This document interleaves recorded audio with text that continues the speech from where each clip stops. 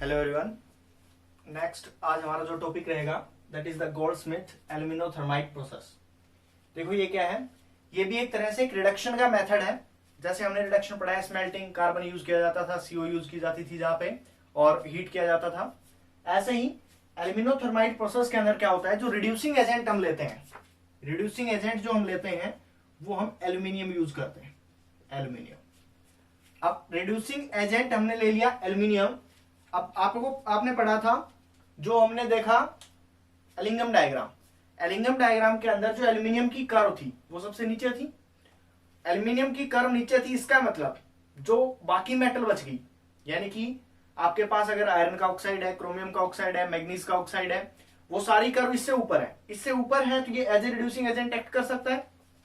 तो same case में अगर यहाँ पे क्रोमियम का ऑक्साइड हुआ Cr2O3, तो एल्यूमिनियम रिड्यूसिंग एजेंट की तरह काम करेगा। जब हम इसको हीट देंगे तो ये कन्वर्ट हो जाएगा Al2O3 प्लस क्रोमियम, ये कन्वर्ट हो जाएगा। इसी प्रोसेस को, ऐसी प्रोसेस को हम क्या बोलेंगे, गोल्डस्मिथ एल्यूमिनोथर्माइट प्रोसेस। यानी कि अगर मैं डिफाइन करने जाऊं तो गोल्डस्मिथ एल्यूमिनोथर्माइट प्रोसेस क्या होंगी, तो हम बोल सकते हैं the process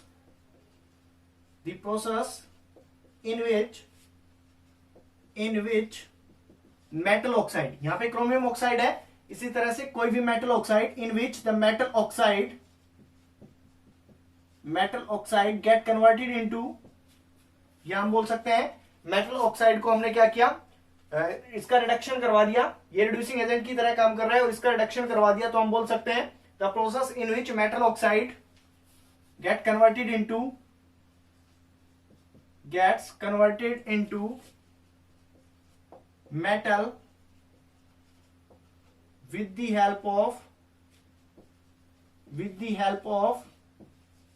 aluminium. Aluminium act as reducing agent and this process is known as Goldsmith aluminothermite process. अब अगर यहां पे जैसे क्रोमियम लिया है, इसकी जगह पे हम आयरन भी ले सकते हैं, Fe2O3 प्लस Al।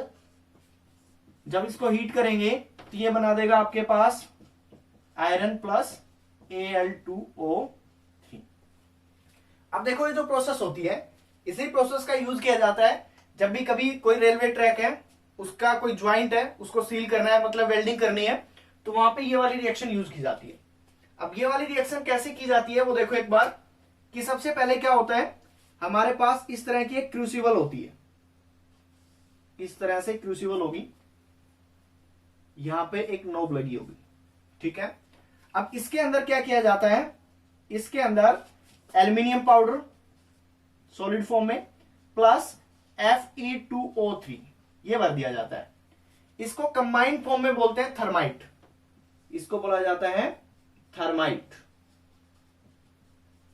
और ये एक फिक्स रेशियो में लेते हैं 1:3 के अंदर बाई मास।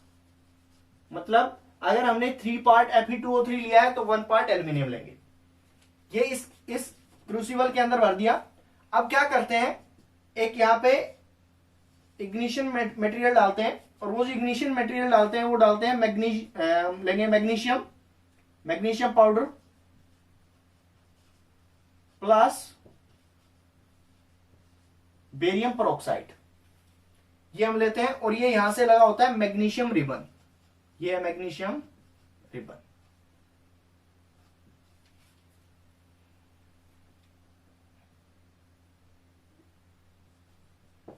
अब इसके अंदर देखो क्या करेंगे, सबसे पहले ये वाला जो सेटअप है इसको यहां से इग्निशिएट करेंगे। जब इसको इग्निशिएट करेंगे तो यहां से जो इग्निशियन मिक्सचर है, यानी कि मैग्नीशियम है और बेरियम का परऑक्साइड है, तो ये बेरियम का परऑक्साइड BaO2 है, ये यहां से बेरियम ऑक्साइड में कन्वर्ट होगा प्लस ऑक्सीजन गैस देगा। ये ऑक्सीजन गैस मैग्नीशियम के साथ रिएक्ट करके एक हाईली एक्सोथर्मिक रिएक्शन करती है। जब एक्सोथर्मिक रिएक्शन होगी तो क्या होगा, वहां से हीट निकलेगी, और हीट निकलेगी, वो हीट यहां पे काम आएगी, ये जो मिक्सर थर्माइट हमने भर रखा है इस रिएक्शन को प्रोसीड करवाने के लिए। यानी कि जो हमारे पास ये क्यों डाला, क्योंकि ये हमें एनर्जी प्रोवाइड करता है, ये रिएक्शन को स्टार्ट करवाता है, इस वाली रिएक्शन को। अब इस रिएक्शन के देखो, इसके अंदर देखो एल्यूमिनियम सॉलिड फॉर्म में था, ये भी आपके पास किस में था, सॉलिड फॉर्म में। जब यहां से हीट मिलेगी तो हीट मिलने के बाद ये कन्वर्ट हो जाएगा आयरन प्लस Al2O3।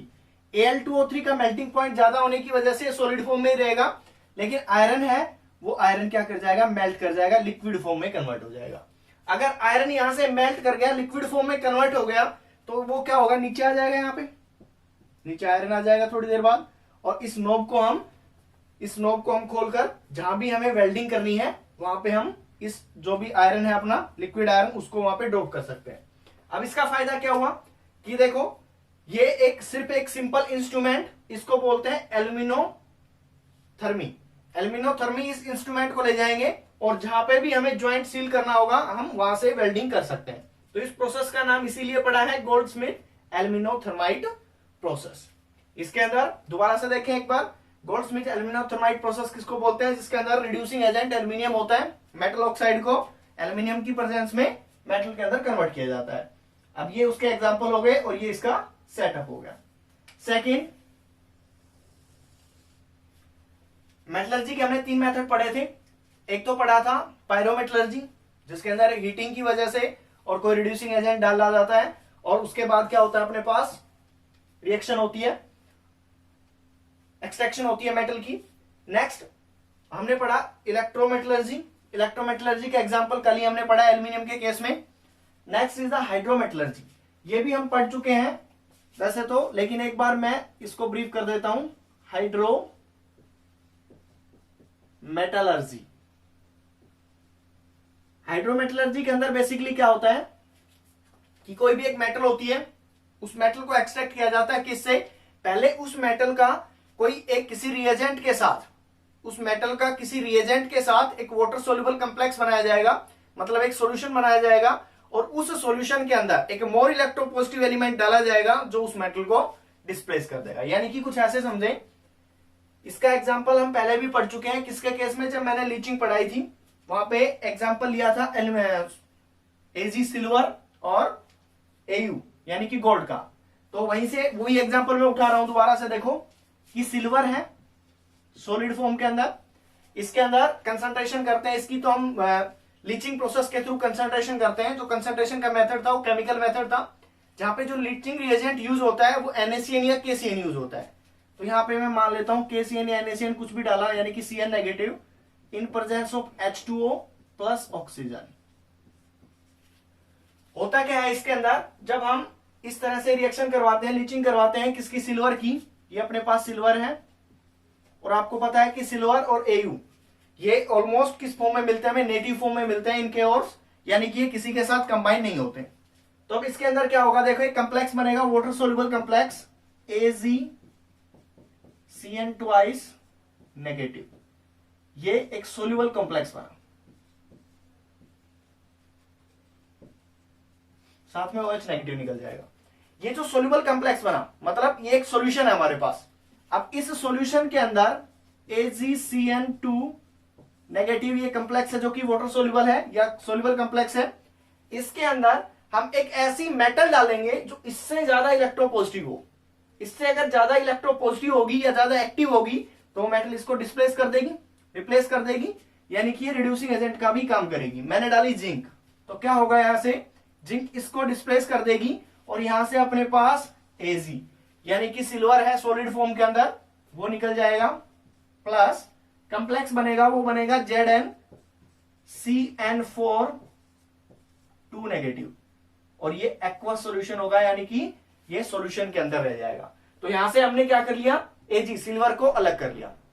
ये हम पहले भी पढ़ चुके हैं। इसी प्रोसेस का नाम है हाइड्रोमेटलर्जी। यानी कि अगर आपको डिफाइन करना पड़े कि हाइड्रोमेटलर्जी क्या है, तो हाइड्रोमेटलर्जी को हम कैसे डिफाइन करेंगे, the process of extraction of metal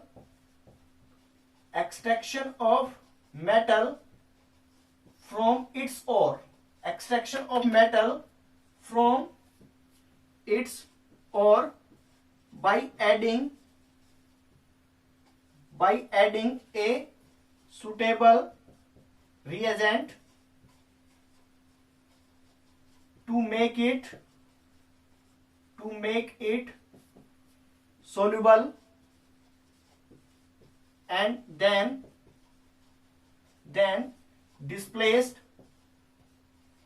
by A more